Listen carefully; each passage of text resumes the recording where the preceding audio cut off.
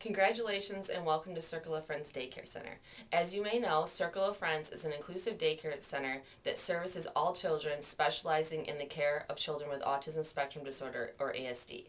As a service provider, you will discover quickly the challenges of caring for children such as behavior problems and aggression. It is your responsibility to secure all the children's welfare and safety while in your care. Although children are known to have behavioral problems, children with ASD have a heightened risk of showing these problems along with violent act-outs.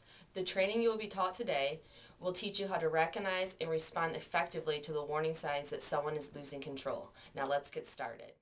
Crisis happens when an individual feels threatened, overwhelmed, stressed, and becomes anxious. The first step in preventing a crisis is to recognize these feelings. An individual can show these feelings both verbally and non-verbally. An individual who is feeling threatened may have sudden withdrawal, depression, and reduced alertness, and other random changes in their normal behavior or personality. A person who becomes overwhelmed or stressed may begin to have quickened breathing and sharpness in their senses. Physical changes are increased in strength and stamina, speeded reaction time, and enhanced focus. This is when the body is preparing to deal with the anxiety relating to all these negative feelings. A person who is anxious may complain about feeling tense, edgy, restless, or jumpy. The person could complain of having muscle tightness or body aches. Children usually complain of stomach problems, nausea, or have diarrhea.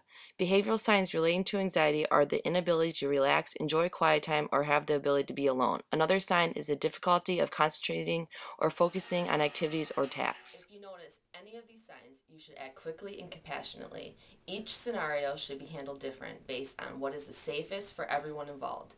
It is your responsibility to decide what would be the most effective way to handle each situation. The use of physical restraints should always be your last resort. You should always begin by using the strategy called talk therapy. This is done by helping the individual recognize and process the crisis happening and reach nonviolent behavior solutions. By calmly talking to the individual, you can usually restore their emotional stability. Here are some additional tips when dealing with an individual losing control. Be empathetic. Try not to judge or disconnect the feelings of the individual. Whether or not you think their feelings are justified, those feelings are real to the other person. Pay attention to them. Are you all right? I'm just really upset. About what? I don't know. Clarify messages. Listen for the person's real message. What are the feelings behind the facts? Ask reflective questions and use both silence and restatements. Respect personal space. Stand at least 1.5 to 3 feet from an acting out person. Invading personal space tends to increase the individual's anxiety and may lead to acting out behavior. Be aware of your body position. Standing eye to eye and toe to toe with a person in your care sends a challenging message. Standing one leg length away and at an angle off to the side is less likely to escalate the individual. Ignore challenging questions. When a person in your care challenges your authority or facility policy, redirect the individual's attention to the issue at hand. Answering challenging questions often results in a power struggle. Well, can we find something that you might like to do? Permit verbal venting when possible. Allow the individual to release as much energy as possible by venting verbally. If you cannot allow this, state directives and reasonable limits during the venting process. I just don't want to do it.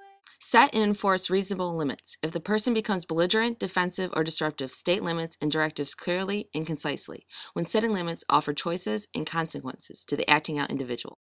Keep your nonverbal cues non-threatening.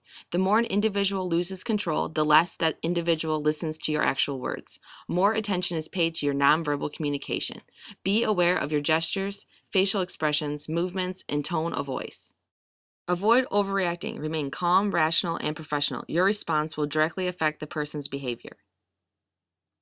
Use physical restraints only as a last resort. Use the least restrictive method of intervention possible.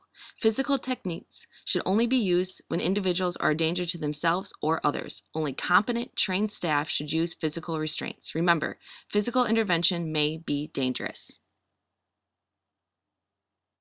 First, have one helper hold each of the violent person's wrists and arms. It is most important not to let go once you and the other coworker have taken hold. Wait until the violent person tires a bit to proceed. Continue holding the violent person's wrist with one hand and push down on the shoulders with the other hand. Each trained staff should place a foot in front of the violent person's foot.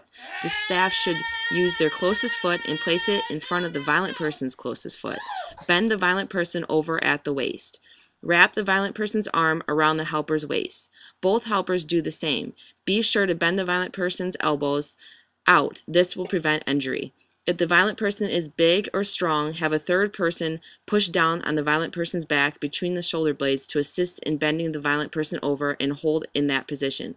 If the violent person continues to resist, gradually push them closer to the floor until they cease to resist. Set limits on the violent person's behavior before releasing them.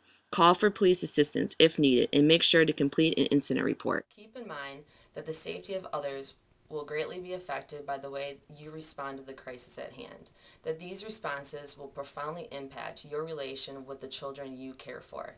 To make sure you are able to perform a physical restraint, we are going to practice. If after practicing the physical restraint you have uncomfortable feelings or unwilling to perform these duties, talk to your supervisor immediately. At this time, please get up and get into groups of 3.